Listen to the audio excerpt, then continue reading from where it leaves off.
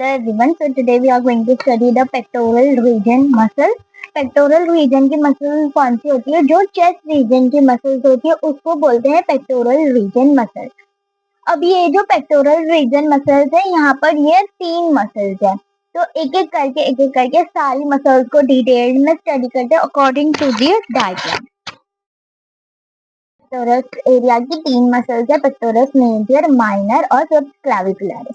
जो सबसे पहले वाली पेक्टोरस मेजर है। मेजर जो है, जो पेक्टोरस एरिया की सबसे ज्यादा बड़ी मसल्स है। इसको fan shape muscle, fan shape जैसी होती है तो इसको फैन शेप या तो बल्की मसल, फैन शेप जो होती है, क्योंकि इसका डायग्राम बेसिस पे देखेंगे तो यहाँ पर ये थोड़ा थोड़ा फैन शेप होती है, तो फैन शेप भी होती है।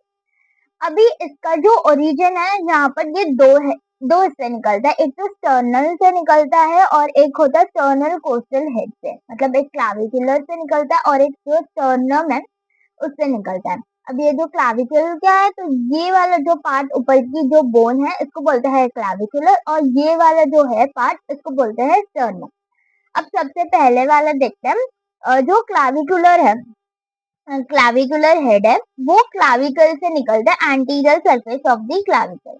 तो ये देखो क्लाविकल यहाँ था, तो ये anterior surface of the clavicle से ओरिजिन होता है।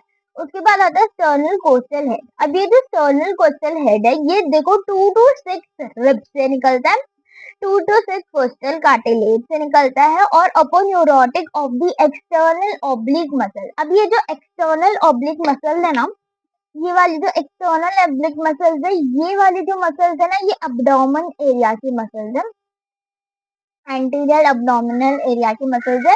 तो जब हम लोग अब्डोमिनल पढ़ेंगे तब ये आएगा, तो ये इसका ना जो इंसर्जन होता है ना ये मसल का, वो इसमें होता है, इसके लिए। अब ये जो कोस्टल कार्टिलेज है, कोस्टल और कार्टिलेज मतलब कोस्टल और कार्टिलेज जो जुड़ के मिला है, तो यहाँ पर ये जो क्लाविकुलर हेड है और स्टर्नल कोस्टल हेड है, ये समझो। उसके बाद आता है इंसर्जन। इंसर्जन क्या होता है? Bicipital group. अब ये बाइसेपिटल ग्रुप कहाँ पे होता है? तो यहाँ पर जब ये वाला मेरा है ह्यूमेरस का डायग्राम, तो ये ह्यूमेरस का डायग्राम है। ह्यूमेरस के डायग्राम में यहाँ पर थोड़ा नीचे यहाँ पर एक ग्रुप प्रेजेंट है, ठीक है। ये ह्यूमेरस है, ह्यूमेरस बोन है। अब यहाँ पर है ना एक ग्रुप प्रेजेंट होते इस तरीके से, जिसको बोलते हैं बाइसेपिटल ग्रुप। तो यहाँ पर इसका इंसर्जन होता है। तो एक बार डायग्राम में देखेंगे, तो डायग्राम में यहाँ पर देखो, यहाँ पर इसका बाइसेपिटल ग्रुप प्रेजेंट होता है, तो यहाँ जाके ये इंसर्ट हो जाता है, ये दोनों आपस में। ये जो इतनी वाली थी, दिस इज अ जो है क्लाविकुलर का हेड, और ये वाली जो इतनी मसल थी यहाँ से लेके यहाँ तक पूरी, ये वाला है स्टर्नल कोस्टल हेड एरिया की मसल। अभी इसके बाद आता है इसका नर्व सप्लाई। तो इसका नर्व सप्लाई क्या है? पेक्टोरल नर्व है, क्योंकि ये पेक्टोरल मसल है, इसलिए इसका नर्व सप्लाई पेक्टोरल है। अभी नेक्स्ट देखते हैं, नेक्स्ट इज द जो एक्शन होता है। एक्शन क्या है? तो ये अडक्शन। अडक्शन का मतलब क्या था?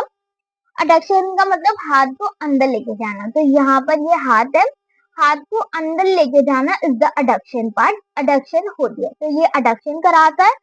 उसके बाद ये मिडियल रोटेशन। मिडियल रोटेशन क्या होता था? जब सेमी फ्लेक्स हाथ को अंदर की तरफ लेके आया जाता था, उसको बोलते हैं हम लोग मिडियल रोटेशन। तो ये जो सेमी फ्लेक्स है, इसको अंदर की तरफ लेके आया, इसको बोलते हैं मिडियल रोटेशन। अभी आते हैं क्लाविकुलर। अब ये जो दोनों हेड है ना, ये स्पेसिफाई इसका एक्शन भी है। क्लाविकुलर हेड का एक्शन है और स्टर्नल कोस्टल हेड का भी एक्शन है। अभी सबसे पहले तो flexion of the arm. Flexion of the arm क्या होती है? ये आर्म है, this is the arm area, ये एल्बो है, इसको ऊपर लेके जाएंगे, this is known as flexion of the arm, ठीक है, फ्लेक्शन ऑफ द आर्म। अभी आता है extension of the flex arm against resistance. मतलब क्या होता है? ये हमारा आर्म है, आर्म में यहाँ पर ये this is the elbow joint, और ये हमारा फोर आर्म का एरिया। अगर इसको मैं फ्लेक्स कर दूं, मतलब ये इस तरीके से हो जाएगा, फ्लेक्स कर दूं, फिर यहाँ पर मैं कोई अपना हाथ लगा के इसको रोकूं, मतलब इसको एक्सटेंड ना होने दूं, जस्ट इसको एक्सटेंड, मतलब ये इस तरीके से एक्सटेंशन होती है, एक्सटेंड ना होने दूं तो ये वो काम करता है एक्सटर्नल कोस्टल। उसके बाद आता है पेक्टोरस मेजर। तो माइनर का मेजर का पूरा डिटेल्ड में हम लोग ने समझे क्या होता है। अब आते हैं माइनर वाला, माइनर पे भी क्या होता है ये देखते हैं। अब पेक्टोरस माइनर, तो पेक्टोरस माइनर कहाँ पे होता है, 3, 4 और 5 नियर दी कोस्टोकॉन्डाइल जंक्शन। अब ये कोस्टोकॉन्डाइल क्या होता है, यहाँ पर जो है कार्टिलेज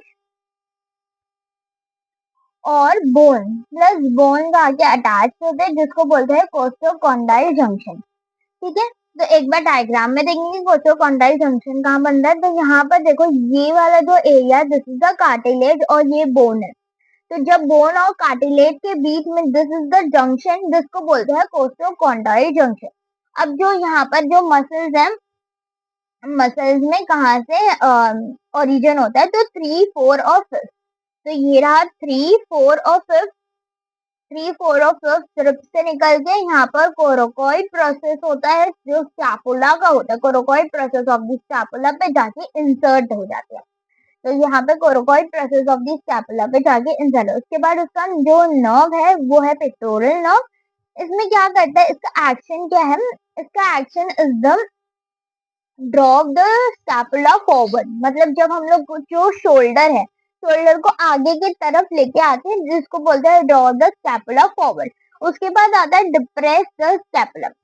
इसमें क्या होता है, इसमें जो स्कैपुला है उसको नीचे लेके आ जाते हैं। तो this is the scapula. Scapula को जब नीचे लेके आए, जिसको बोलते हैं डिप्रेस। अगर ये फॉरवर्ड होता, आगे की तरफ लेके जाते हैं स्कैपुला को, this is known as draw the scapula forward. अभी आता है जो नेक्स्ट वाली इज द लास्ट वाला, सब क्लैविकुलस। अब जो सब क्लैविकुलस है, तो यहाँ पर आप समझ रहे हो कि क्लैविकुलस, क्लैविकल पे होगा कुछ, तो इसके लिए क्लैविकुलस। तो यहाँ पर बहुत सिंपल, ये फर्स्ट स्टेप से निकलता है ऑफ द कोस्टोकॉन्डाइल जंक्शन। और जो स्कैपुला है, जो स्कैपुला बोन होती है, सॉरी, जो क्लाविकुलर बोन होती है, क्लाविकुलर बोन के इंटीरियर साइड, मतलब नीचे की तरफ एक ग्रूव प्रेजेंट होता है, वहां पर जाके ये इंसर्ट कर देती है। ठीक है, तो यहाँ पर ये जो फर्स्ट स्टेप है, this is the first step, ये रही फर्स्ट स्टेप मेरी, ये फर्स्ट स्टेप और ये है मेरा क्लाविकल। तो यहाँ से निकलती और ये इंटीरियर सरफेस पे जाके ऑफ द ग्रूव इंसर्ट हो जाती है।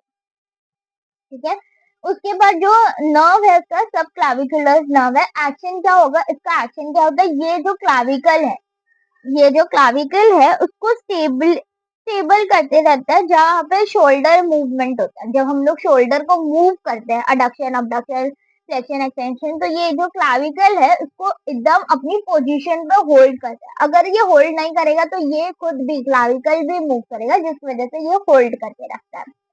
तो जो पेक्टोरस रीजन का जो मसल्स था, मैंने डिटेल्ड में सारी मसल्स को कवर किया विद दी डायग्राम। तो थैंक यू फॉर इट।